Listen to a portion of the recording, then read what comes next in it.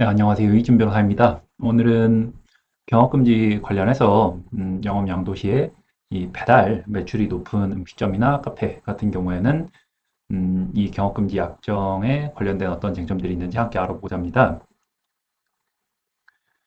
먼저 경업금지 약정을 생각을 하시면 두 가지 약정 내용을 생각을 하시는 게 좋을 텐데, 첫 번째는 말 그대로 약정, 그러니까 계약상의 어떤 약속이 있을 수 있고, 두 번째로는 상법상 영업 양도를 하는 경우에 같은 시도군에서 10년 동안 영업을 하지 못한다라는 법정 경업금지 약정 내용을 생각을 해보실 수 있을 것 같습니다. 먼저 첫 번째로 당사자 간에 약정을 한 경우를 살펴보면 약정 거리를 그리고 그 기간을 특정을 한 경우에는 원칙적으로는 그 내용에 구속이 됩니다. 따라서 1kg에 뭐 1년이라고 경업금지 약정을 설정을 하시면은 1.2kg 밖에 만들었다고 하더라도 원칙적으로는 경업금지 약정은 위반이 되지 않았다라고 보는 게 맞겠습니다.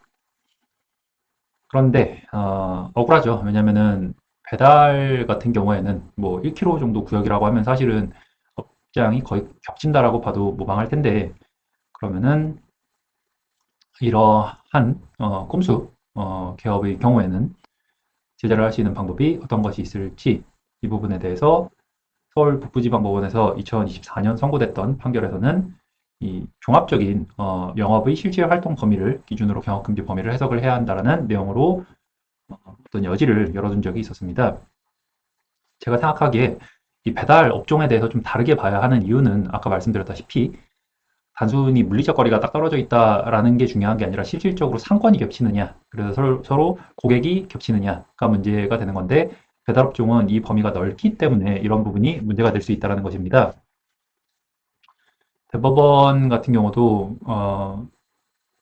해당 영업의 내용, 규모, 방식, 범위 등을 종합적으로 고려를 해서 경업금지 약정의 타당성을 고려를 해야 한다고 했는데, 그래서 이 약정을 설정을 하는 방식에 있어서 처음부터 배달이 주요한 매출 수입원인 경우에는 잘 설정을 할 필요가 있다는 것입니다. 예를 들어서 통상적으로 뭐 2kg, 3kg 뭐 과다하다라고 만약에 보일 수 있는 거리더라도 우리가 배달을 주요한 수입원으로 삼고 있기 때문에 이러한 정도의 그 경업금지 약정을 설정을 하는 것이 과하지 않다.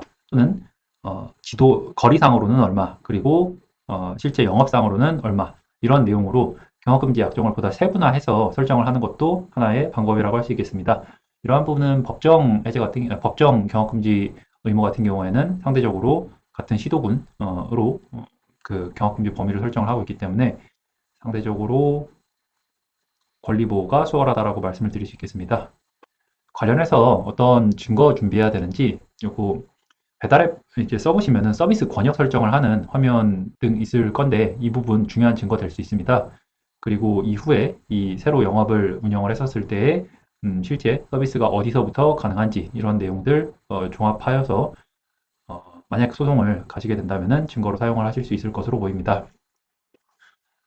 주문을 하는 방법과 상업을 하는 방법이 다양해짐에 따라 이에 따라서 경업금지 약정도 업데이트가 될 필요가 있어 보입니다. 관련해서 문의사항 있으신 경우 연락 부탁드립니다. 감사합니다.